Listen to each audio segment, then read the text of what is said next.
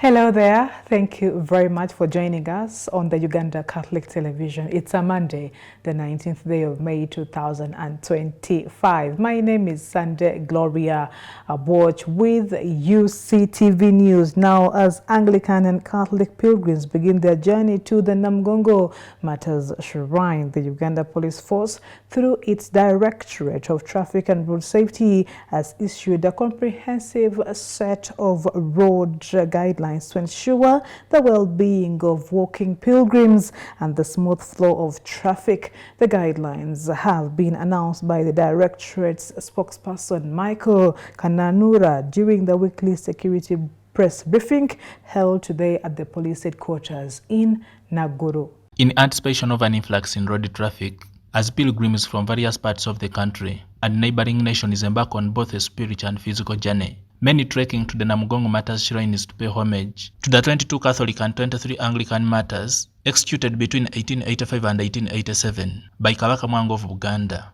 The Uganda Police Force, through its Directorate of Traffic and Road Safety, has issued a new set of road safety guidelines to ensure the safety of the trekking pilgrims and the uninterrupted flow of road traffic. You are advised to move in groups for safety and easy coordination. Officers have been deployed in strategic points to receive and guide pilgrims safely through their designated routes. You are also advised to wear reflective jackets at all times, more especially in the night, and this is to increase visibility to motorists. You are also advised to walk on the right-hand side of the road to better monitor the oncoming traffic and stay alert at all times. Motorists, you are also advised to exercise patience because you may get to points where there are many pilgrims trying to cross and where their traffic officers will be stopping you to guide you. Please adhere to the guidelines of the officers and also exercise that patience.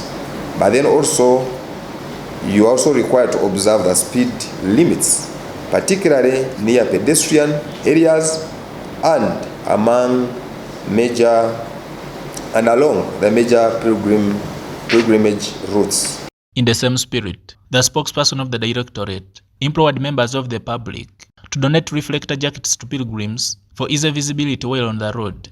Please, where you find them, and some of them have these reflective jackets, be kind enough to donate some of these jackets to these pilgrims. Uganda Police spokesperson SP Rusoke Chituma advised pilgrims trekking to Namugongo for Martyrs Day celebrations to walk in a single file formation and to keep to the side of the road facing oncoming traffic. This guidance aims to enhance pedestrian safety and minimize the risk of road accidents during the pilgrimage. Encourage them to move in what we call single files. In movement formations, we have single files. We also have what we call extended formations. Extended, that is when people move in can I call them, anyway, you understand the English, side by side moving. Whereas a single file is when people line. So in single file formations, we are unlikely to register accidents because the pilgrims leave enough space for motorists. With barely 2 weeks left until the historic Martyrs Day celebrations on June 3rd, several dioceses have already begun arriving at the sacred Namugongo Catholic Shrine. The Lugazi Diocese, which is the principal mate of this year's celebrations, is expected to arrive on May 1st. Additionally, children learners are scheduled to have their pilgrimage on May 30th. Joseph Kabale, Uctv News.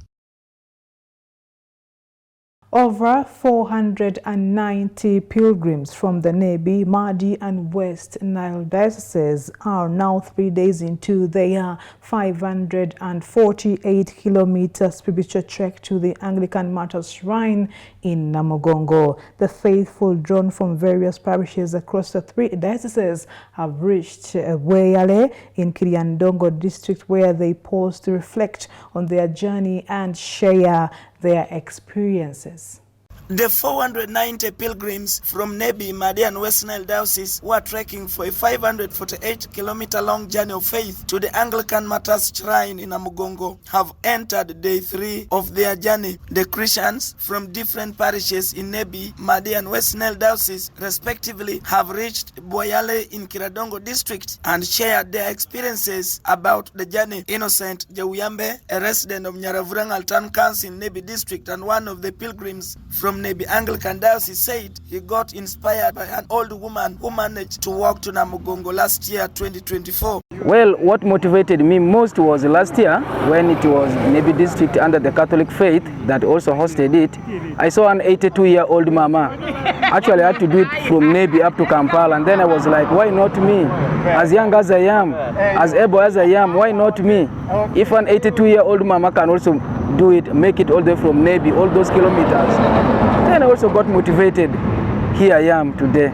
Robert Orombi, head of the pilgrims and a member of Nebi Anglican Diocese, revealed that they have reached Boyale in Kiradongo district. Orombi notes that amidst challenges, the pilgrims are facing nothing that will stop them reaching the holy and healing place, Namugongo. From Saturday, we left Goli around 7:30 a.m. in the morning. We traveled, we arrived late. Pakwachi is far, over 70 kilometers. So we arrived around 11:30. But from there, we encountered some weaknesses, sicknesses, bodies became weak. But I thank God, from yesterday I'm seeing all my pilgrims. They are now strong, they have gained back their strength. So we are moving. Jafar Jawuyambe, a police officer, also one of the pilgrims, wants Uganda Matters to intercede for him to get promoted. Omirambe said this is his first time for such long distance and he has experienced many things on his way. I'm a police officer attached to City Oil and Gas. I'm moving to Namugongo, serving for my country, and secondly, it is also a part of the security which I'm also performing at the same time. Sosten Aikoboa, a medical team leader, confirmed that they have never encountered any challenges as far as health of the pilgrims are concerned, and also encourages the pilgrims to remain faithful as challenges are part of life. I'm a staff of Nebi General Hospital. So far, right now, as we are moving on the road, there are no much serious cases registered. Though, despite there are others that are having some mild pain on the knee, but they are still trying to catch up. There's no much challenge we are facing with the journey as per right now. Every 3rd June annually, those who believe and have faith in Jesus Christ and the Catholic and Anglican religions converge at Namugongo shrines to celebrate the life of Uganda Martyrs who were murdered for their faith. The pilgrims have already covered the 229-kilometer journey from St. Stephen's Cathedral Goli to Boyale in Kiradongo district, where they will have a rest for another journey tomorrow, 20th May 2025.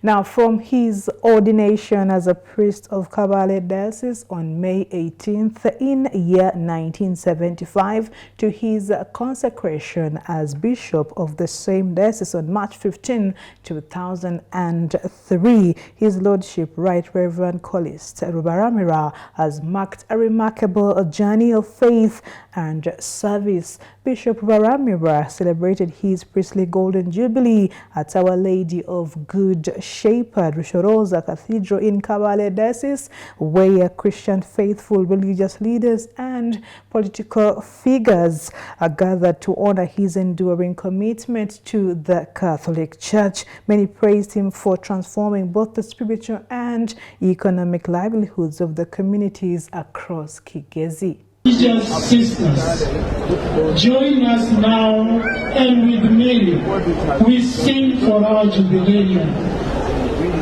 our Right Reverend Collist Rubaramira. I invite all of us to stand up, and our bishop will intone it for us.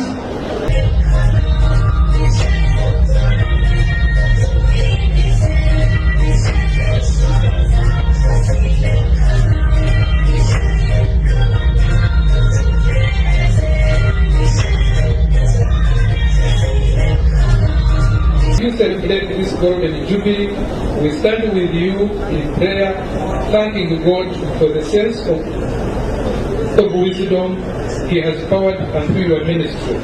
May He continue to bless you with strength, joy, peace, and in the years ahead. As you have led us so faithfully, may we too be inspired by your example to continue living our faith with zeal, love, and generosity.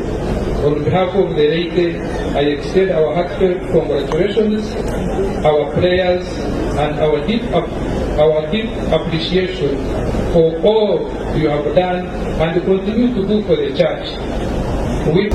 Nashemerwa munonga kubapa ninga kufika habugeni bwa mwamwitu omukundwa Bishop Kalisa kubaramira okurebera diocese yetu ya Kabale Rwanda district zona Kabale Rungiri Soro Banungu wa Muslim community kandi webali munonga district guard Sheikh Abdul Isima Wesima Vice President Abokuba Ekukole meeting Tuesday. Your Excellency Vice President, you know how often you are here, so we cannot appreciate you enough. We thank you so much for always being with us and supporting our cause and the programs that we have. We are most grateful to His Excellency for the various programs he also supports us, and his recent visit, I think on the 14th of February, when he opened this road on the hill that he constructed for us. So we have, as one of the Christians who has walked the journey with you, I would like to congratulate you very happily on your golden jubilee as a priest. Let us thank God for the gift of priesthood, and let us thank God for the gift of Bishop Kalis Baramira, who has served us with dedication and who has touched all of us in different ways. Indeed, this is the day that the Lord Himself has made, as we always sing in the song. Thank you for watching UCTV News. We are going to take a break and get back with more stories, so do stay with us.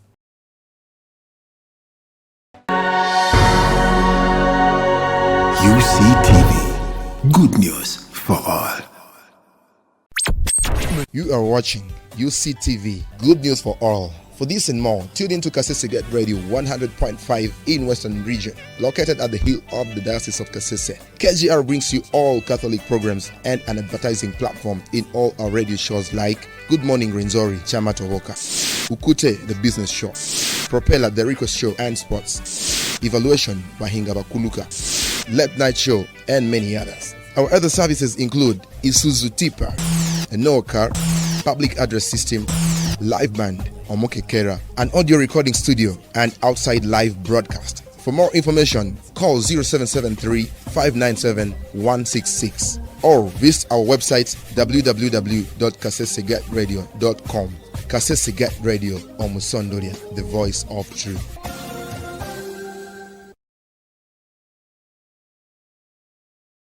Welcome back. This is the Uganda Catholic Television, and UCTV News continues.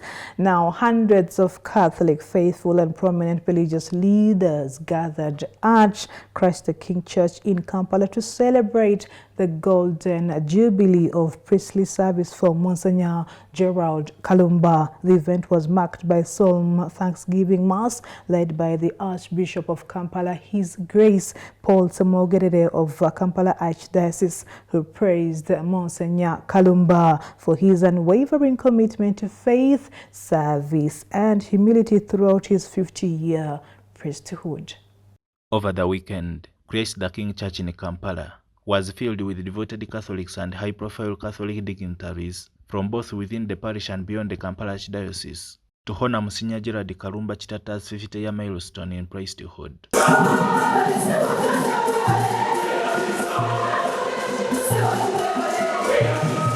The Golden Jubilee celebrations, which included a luncheon feast at Kampala Parents School in Naguru, were preceded by a solemn Thanksgiving Mass, during which the Archbishop Paul Semogerere lauded Very Reverend Musinya Gerard Kalumba for his admirable commitment to faithful service and modest lifestyle.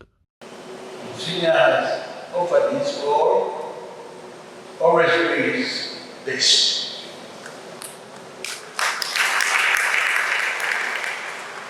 He has used the temporal goods of the church responsibly. For some, there is also a bit of uncertainty. With this young man, will he be faithful? We pray that he be holy. Will he be a man of God all his life?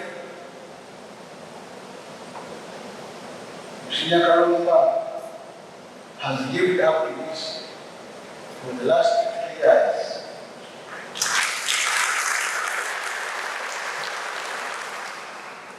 He's a model of many, and one that spent many years forming young men of the Christian. In the same homily, the Most Reverend Paul Semogerere also noted with concern the growing tendency among some faithful to misconstrue the authority and powers of priests when seeking assistance, emphasizing that authority in the church is derived solely from God. Many will come and say, I have been to so and so, I will not hear. I went to Father so and so, there was no help. I went to Bishop Kaposa, now I have come to you.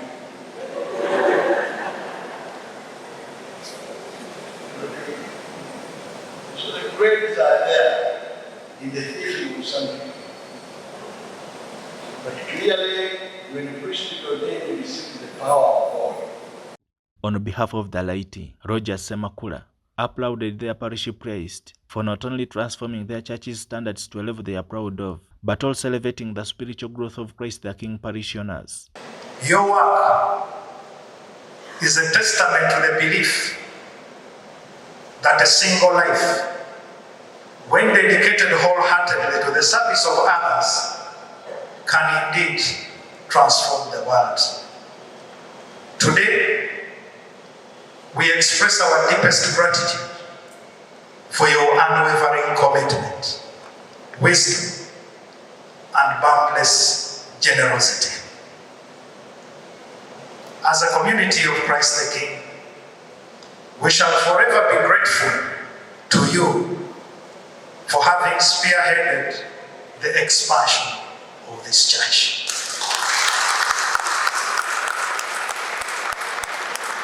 I'm sure if we held a competition of what is the most beautiful Catholic church in Uganda, I'm sure we'll be in the top 3. In his speech, Very Reverend Musinya Gerard Kalumba expressed his utmost appreciation to the Catholic community, particularly Christ the King parishioners, and the Catholic leadership for not only giving him an opportunity to serve, but also creating for him such an enabling environment, which has made his ministry a success. Many of you have been very generous towards these preparations, financially, time-wise, emotionally, and in many other ways. Thank you so much for your love and care. Be blessed abundantly now and always. May you enjoy every bit of this celebration. Musinya Gerard Kalumba was born on 1st June 1951 and was ordained a priest on 18th May 1975 in the Archdiocese of Kampala. He received his first appointment in Chiganda Parish, which is now part of Chindamitana Diocese. In January 1977, he was seconded to Katigon National Seminary as a lecturer. To further his biblical studies, he was sent to Rome in September 1978, completing his studies in 1982. Upon his return, he was assigned to Alokolom National Major Seminary. In January 1986, Musinya Gerard Kalumba was transferred to the National Seminary in Gaba as a lecturer and vice-rector. 3 years later, he was appointed acting rector, a role he held until he was officially appointed rector, from 1992 to 2001. After a sabbatical in Australia, from 2001 to 2002, he was appointed Cathedral Administrator of Sacred Heart Cathedral in Lubaga, serving from 2002 to 2006. He later served as Parish Priest of Wakiso Parish and Episcopal Vicar for Wakiso from 2007-2008. In 2008, he was appointed Parish Priest of Christ the King Parish and Episcopal Vicar for the Kampala Vicariate, a position he holds up to now. Joseph Kabale, UCTV News.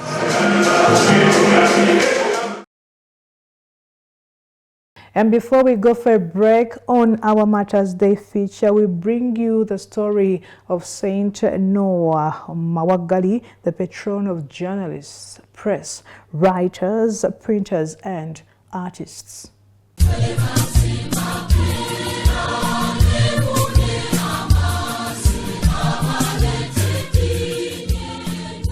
Saint Noah Mawagali. Mawagali was a Muganda of the Bushback clan. His father was Musazi and his mother Meme. He was born at Nkazibukulu in Singo County about 1851. There were 9 children in the family, but at the time of his death, only 2 were surviving. He and his sister Munaku. When he grew up, he took up the service of Mukwenda.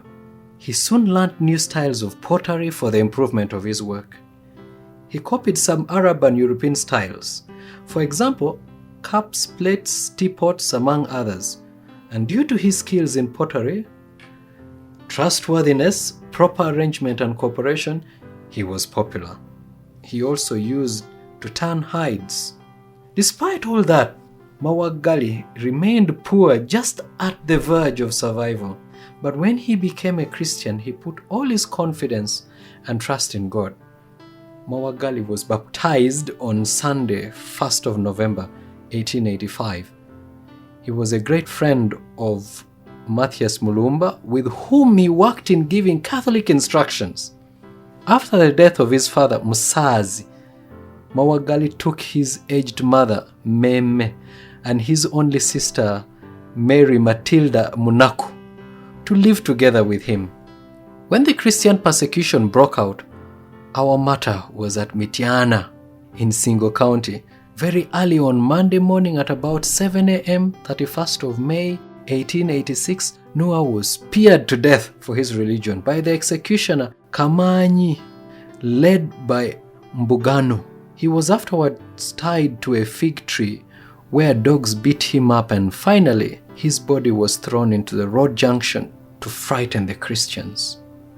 Saint Noah Mawagali is the patron of the poor, of the technicians, and the artists.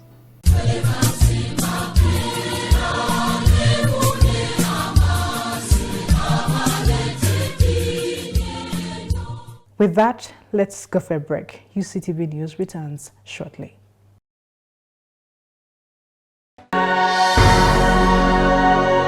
UCTV, good news for all. Radio Purchase, the best value-based community radio in Eastern Africa, running 24/7 with professional staff and solar energy backup of up to 500 kilowatts peak.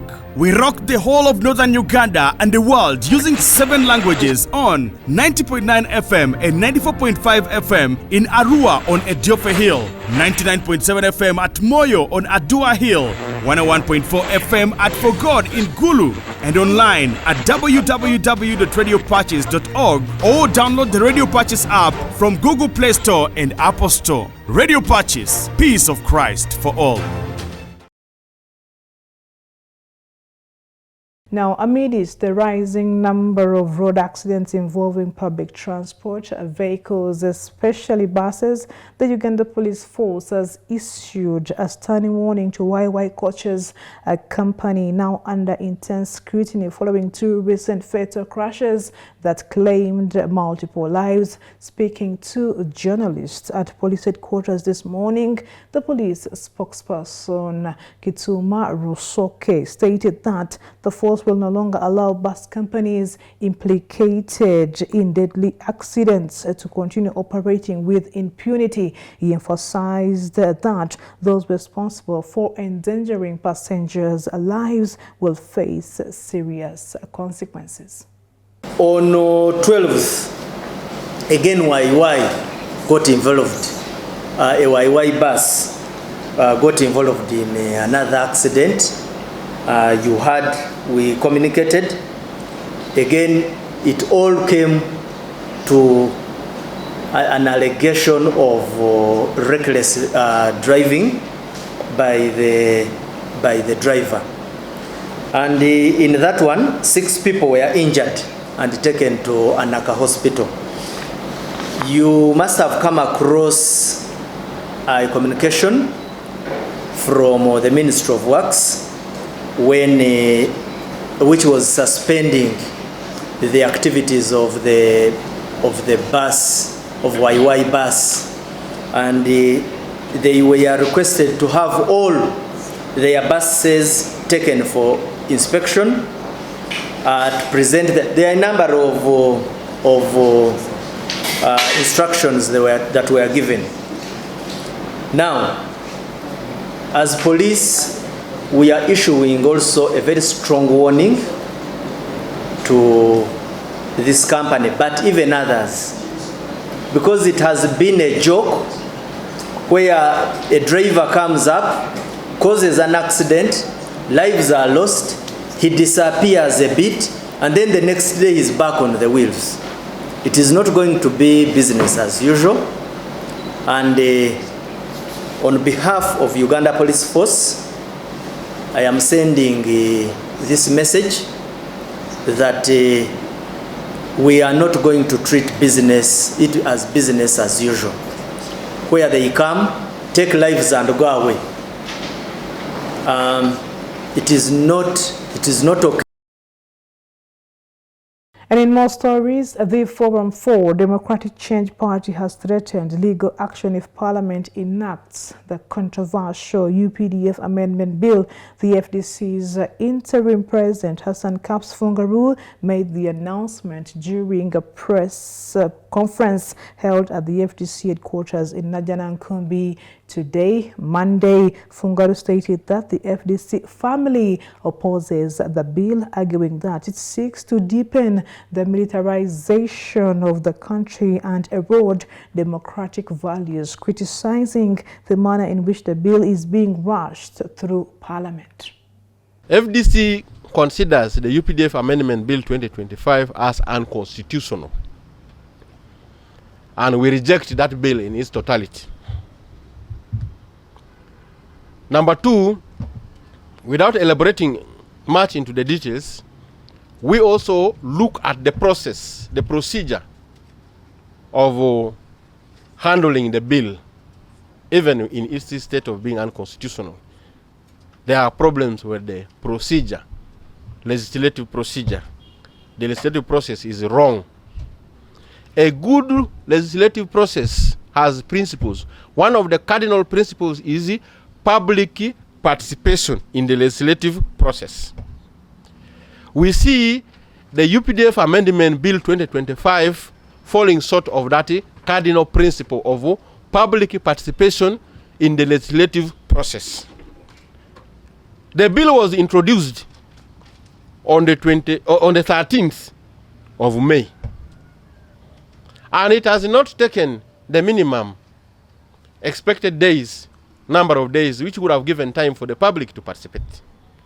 Now we are seeing it being rushed to the extent that we are seeing that tomorrow, which is the 20th, the bill is expected to come to the floor of Parliament and to be passed in less than 7 days just. The public has not participated. For example, where did you see members of the public in the forms of civil society organization participating in this? In the category of the academia participating in this. In the category of the ordinary citizens of Uganda in the constituencies. Even members of parliament have not had the time to go to the constituencies to present this issue. to the people so that the people understand it. Why the rush? What is the trick behind there? And again, this bill alone affects so many people, even many institutions of government, including the police, Uganda police, the Uganda prison, and the prisoners themselves.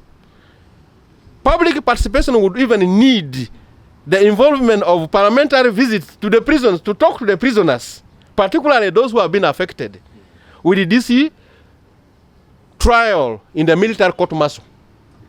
After the ruling of the court, which brought up this issue to Parliament, how many people were transferred from the military court martial to the civilian court system? How many, and what are their conditions? What is the status of their files? What are they saying about this?